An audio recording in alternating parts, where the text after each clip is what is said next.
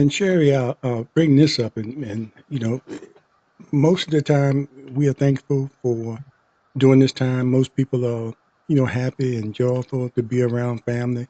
And you being in social services before, you know, for some people, these holiday times is not the best time It's difficult.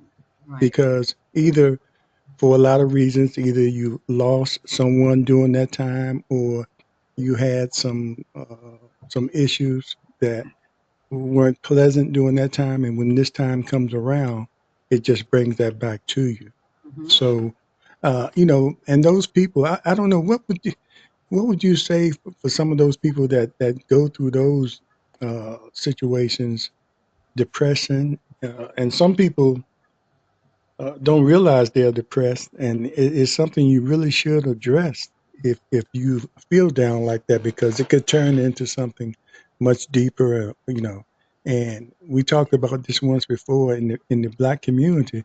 It's the stigma about getting help Right. for mental issues, and you don't have to have a mental issue per se to seek help from a psychologist or a psychiatrist.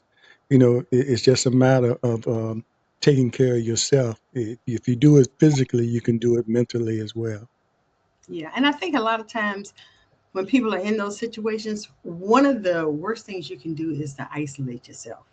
Okay. You know, that's a Especially time this when time of the year. you, yeah, that's a time when, and it might be difficult because you may not feel up to getting out and up to being with people and whatever. But, I would suggest to anybody who's feeling like that to just at least think of one person that you might be able to call, but just one person to connect with, just somebody to connect with other than being by yourself.